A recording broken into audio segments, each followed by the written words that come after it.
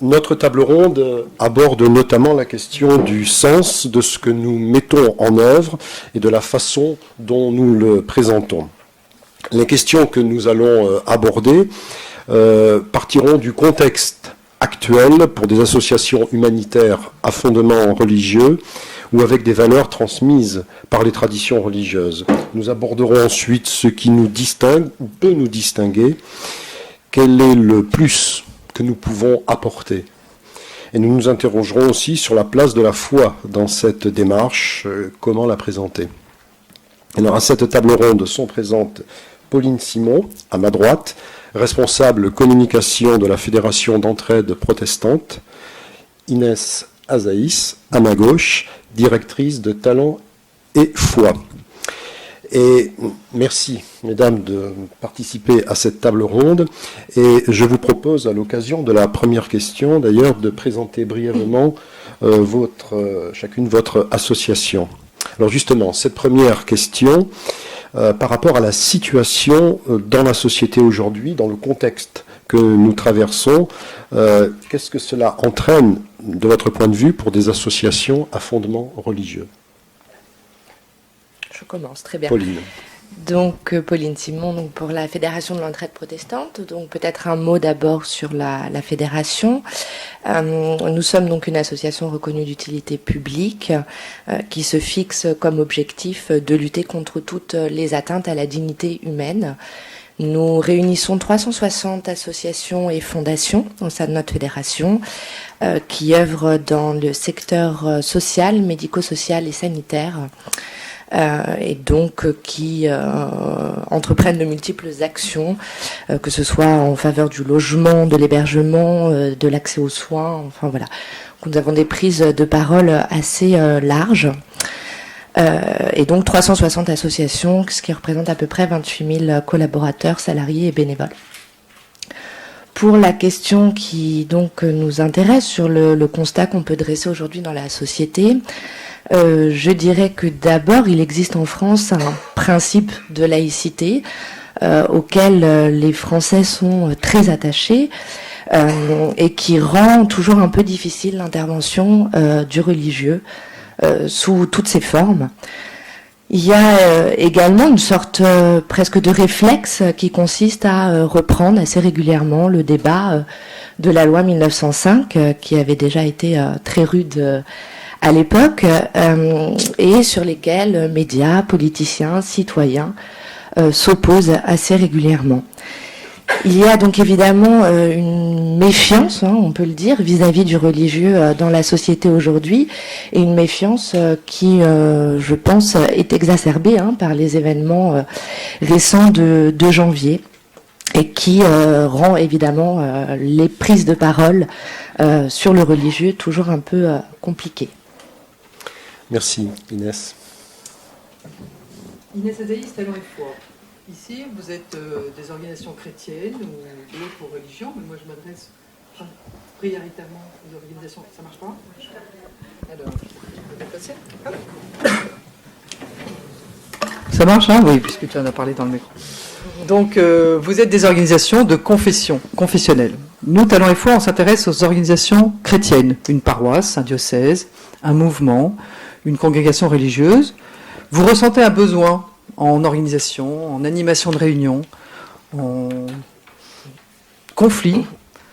Voilà, il y a des choses qui se passent et vous vous dites, tiens, ce serait pas mal qu'il y ait d'autres gens qui viennent nous voir. Donc vous appelez des gens comme Talent et Foi. On va, avec 2 révélateurs, c'est le terme a été bien choisi, avec 2 révélateurs, on va vous écouter. On va vous poser des questions et on va diagnostiquer des choses, voilà, des choses à travailler.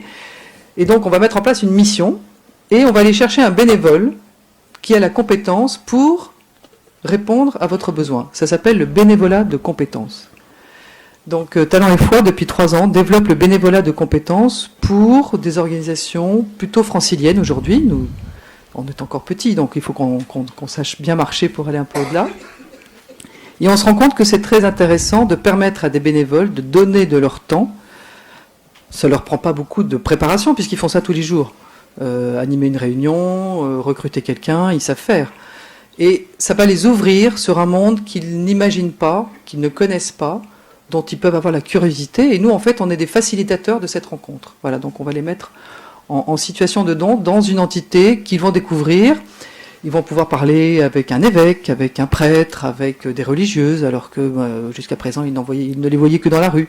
Donc voilà, c'est un moyen de faire connaissance. Donc la société d'aujourd'hui. Ce matin, je lisais un texte de Monseigneur de Kérimel, évêque de Grenoble, qui, je pense, synthétise assez bien le propos. Nous voyons actuellement une tendance à une laïcisation de la société qui, loin de servir la paix, renforce les tensions. La solution de renvoyer les religions à la sphère strictement privée, comme on l'entend parfois, conduirait à imposer toute une société un athéisme de fait. Nous ne sommes plus alors dans une neutralité religieuse, mais dans un refus des religions. Voilà, moi c'est ce que je ressens un petit peu aujourd'hui, parce que qui dit religion dit morale. Qui dit morale dit atteint à ma liberté. Et si on me dit ce que je dois faire, j'ai pas envie de l'entendre. Merci Inès. Juste une observation qui fera le lien avec la question suivante, c'est qu'en tant qu'enseignant, il y a aussi un autre élément qui intervient, dont je me rends compte et nous nous rendons compte chaque jour, c'est l'ignorance. C'est-à-dire qu'il y a une ignorance de l'autre, notamment des traditions religieuses, en premier du christianisme, qui était la tradition autochtone, qui s'étend toujours plus parmi les jeunes générations, et aussi ignorance des autres traditions religieuses. Et là aussi, c'est un élément extrêmement important qu'il convient de prendre en compte. Il y a 20-30 ans, une grande partie de la population connaissait quelques-uns des grands repères du christianisme. Pas des autres traditions, mais en tout cas du christianisme. Aujourd'hui, ce n'est plus le cas. Alors la deuxième question, justement, existe-t-il une manière propre aux chrétiens, et puis généralement à toute foi, de prendre la parole, de présenter, de proposer? Quelle est la singularité qui est mise en avant, justement, pour des personnes qui ont une foi, quelle qu'elle soit, et qui s'engagent dans l'action humanitaire? Alors, on va commencer par Inès. Alors, les chrétiens, en tout cas les catholiques, puisque je suis baptisé catholique, donc, eh bien, ils parlent en langage codé. Résurrection, salut, baptême. Je sortais l'autre jour d'une église, il y avait un petit garçon qui avait vu un bénitier, un superbe bénitier, et il dit à sa maman, c'est quoi ce grand seau, maman? Il sert à quoi le seau là qui est là? Donc j'ai souri, la mère m'a vu sourire, et je me suis dit, madame, je peux... répondez-lui, si vous savez lui répondre, répondez-lui. Et donc je me suis emberlificotée dans des mots de baptême, de salut, de résurrection. J'étais pas bonne, voilà, j'ai pas été très bonne, je l'avoue. Et donc voilà, une fois de plus, j'ai pris conscience qu'on avait un langage très particulier. Donc sur Internet, c'est encore pire parce que voilà, donc le langage, je pense, à encourager, c'est, et je le dis en regardant directement Raphaël, c'est la rencontre, parce que nous en sommes convaincus toutes les deux. Et si vous êtes là aujourd'hui, c'est que vous en êtes convaincus. C'est voilà, le langage, c'est de se rencontrer pour éviter l'ignorance. On peut pas voir des gens tous les jours, toutes les heures, différents. Alors voilà, donc il y a Twitter, il y a des tas de choses. Mais ce qui m'amuse, c'est que tu disais que tu ne connaissais, enfin tu cherchais une occasion pour rencontrer Jean-Yves Potvin, Jean-Marc, pardon. Comment tu as fait pour le contacter? Tu lui as envoyé un mail. Voilà. Donc aujourd'hui, on n'attend pas de rencontrer quelqu'un, on lui envoie un mail, on trouve son mail quelque part. Donc aujourd'hui, on a une opportunité de rencontrer des gens, je dirais tous les gens qu'on souhaite rencontrer, ils sont à portée de souris et de clics. Qu'est-ce qu'on fait de tout ça? Voilà, c'est une question. Alors ça prend beaucoup de temps de rencontrer les gens. Moi personnellement, et particulièrement aussi dans Talent et Foi, j'essaye, chaque fois qu'il y a une demande LinkedIn qui arrive, ou Viadeo, j'aimerais être ami avec vous, ou sur Facebook, je leur dis, mais oui, pourquoi pas, mais qu'est-ce que vous voulez qu'on fasse ensemble? J'ai pas toujours des réponses. Merci Inès. Pauline?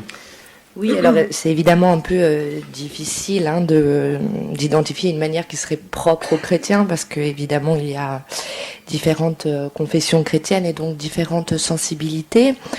Je dirais qu'en tout cas on peut peut-être identifier des valeurs qui sont communes et sur lesquelles il est coutume de communiquer, le respect de la dignité et de l'autonomie des personnes, le respect de la liberté considéré comme essentiel, la non-discrimination également, l'accueil inconditionnel, qui sont des valeurs chrétiennes, je pense, qui peuvent nous fédérer. Mais il y a aussi peut-être une manière de prendre la parole avec une attention qui est portée à l'éradication de la violence sous toutes les formes qu'elle soit, que ce soit dans la parole ou dans les images. Aussi le respect de la vie privée qui occupe une place importante dans la manière de communiquer. Et puis la place qui est donnée aux différentes voix contradictoires, la place pour l'échange, pour le débat d'idées. Je pense qu'il y a également dans la façon de proposer, et là on est plutôt dans le domaine de la posture, des attitudes que l'on peut avoir. Dans l'accompagnement, par exemple, des personnes en fragilité, on est davantage dans l'accompagnement que dans le faire à la place. Et ça renvoie à nos valeurs de respect, de dignité, de l'autonomie. Le respect, évidemment, de l'histoire de chacun, des croyances de chacun. Un élan de ceux qui possèdent le plus vers ceux qui possèdent le moins, qui, je pense, aussi nous réunit. Et puis, comme l'évoquait aussi Jean-Marc tout à l'heure, cette distinction nette des prérogatives de chacun et qui renvoie évidemment à des enseignements du Christ, rendez à César ce qui est à César. Chacun son boulot, les associations ne sont pas là pour faire les lois, mais pour travailler avec les pouvoirs publics. Merci Pauline. Alors, autre question en corollaire à cela, faut-il mettre en avant sa foi? C'est-à-dire, comment présenter, faut-il la mettre en avant, sa foi, quelle qu'elle soit, et pour justement dans la démarche humanitaire qui est la vôtre? Alors Pauline. Alors pour nous, à la Fédération de l'entraide protestante, on a une vigilance vraiment là-dessus, puisque d'abord les associations par essence sont laïques, alors attention évidemment là-dessus.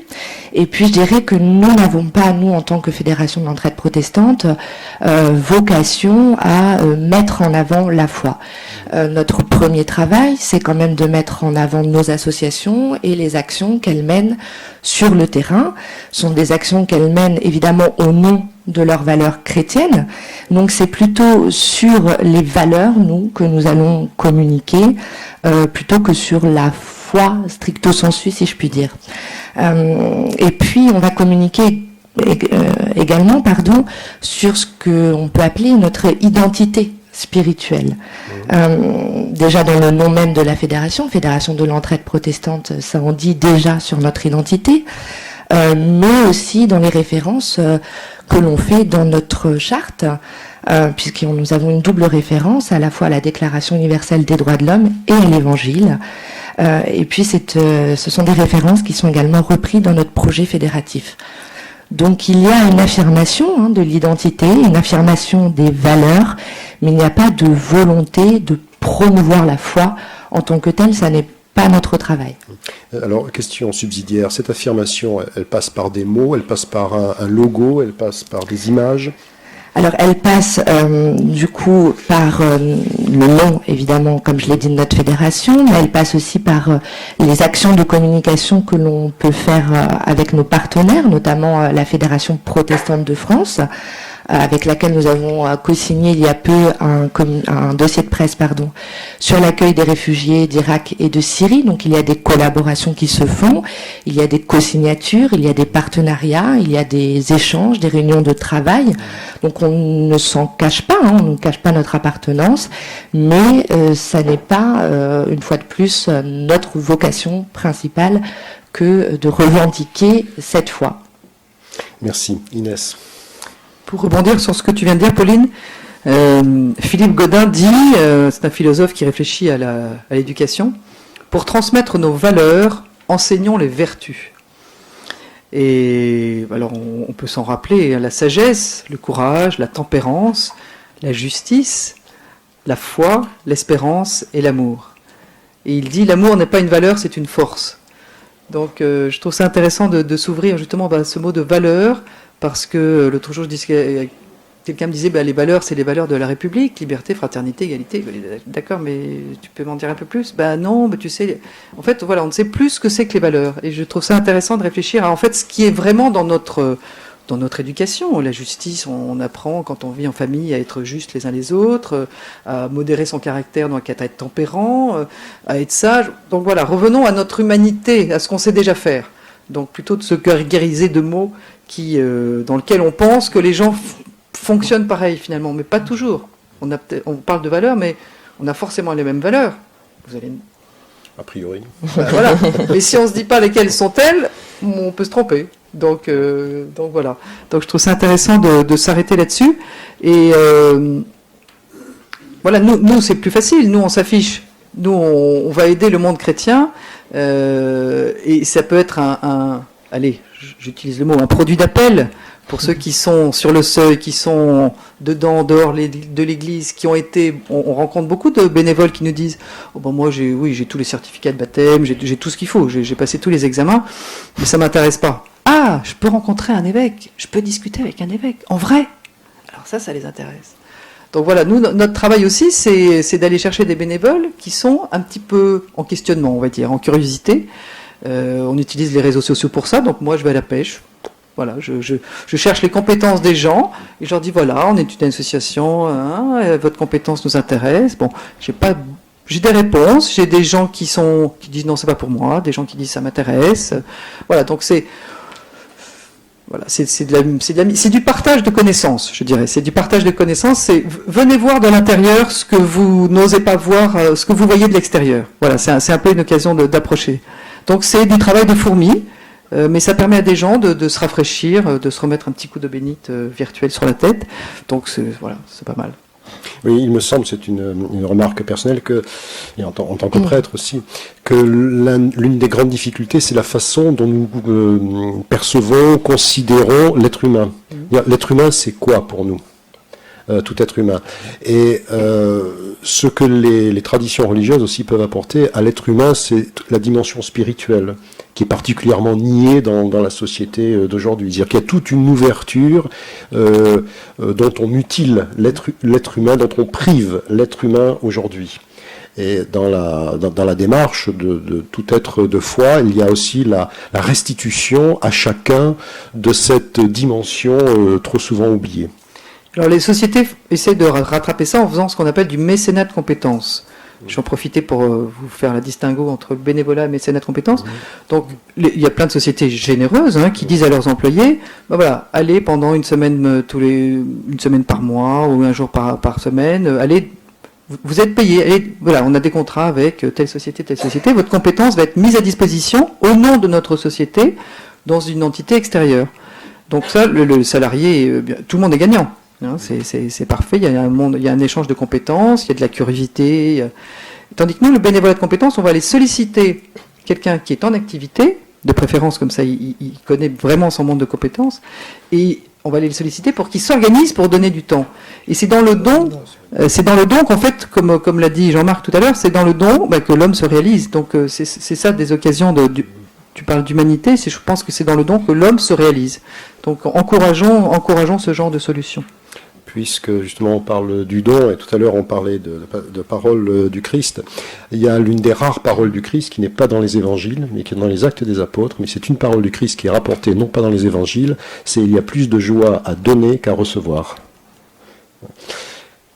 La dernière question, maintenant, un peu provocatrice. Faut-il être une association humanitaire faut-il, pour être une association humanitaire puissante, mettre de côté ses valeurs ? Alors, on va demander à Inès. C'est sûr que Talent et Foi ne va pas aller à la mairie de Paris demander de l'argent, parce que je crois qu'on a aucune chance. Donc, il y a des gens plus malins que nous, au Captif La Libération, qui est une association qui s'occupe des gens de la rue. Tu me dis qu'il y a un représentant qui est là ? D'accord, bon, qui était... Ouais, super, bonjour. Voilà, bon, tu pourras confirmer tout à l'heure s'il y a des questions, ce que je dis. Voilà, il y a une inspiration vraiment chrétienne par le père Patrick Giros, mais vous affichez des valeurs, des actes, et vous êtes aidé par les municipalités. Et voilà, donc voilà, il y a des gens qui savent faire. Donc vous n'avez pas perdu vos valeurs, vous les avez affichées, vous les avez adaptées, on va dire, et vous arrivez à œuvrer comme vous avez décidé de le faire. Donc bravo pour ça. Pauline? Je dirais qu'évidemment pour nous la réponse c'est non, il n'est pas question de mettre de côté nos valeurs. Par contre il y a ce point de vigilance à la façon dont on va les présenter, tout simplement pour d'abord ne pas être clivant, d'autant que dans notre nom, Fédération de l'entraide protestante, il y a ce terme d'entraide qui parfois peut être compris avec une lecture un peu rapide comme de l'entre-soi. Et c'est une chose sur laquelle nous sommes particulièrement vigilants puisque nos associations pratiquent une aide et un accueil inconditionnel. Ça, c'est une première chose. Ensuite, on veille aussi à ne pas passer pour prosélyte et à ne pas rouvrir ce fameux débat, ces polémiques sur la laïcité et la loi 1905. Et ça pose évidemment la question également du financement. Il faut rester évidemment très prudent là-dessus, puisque nous avons besoin bien évidemment des financements que l'on nous octroie.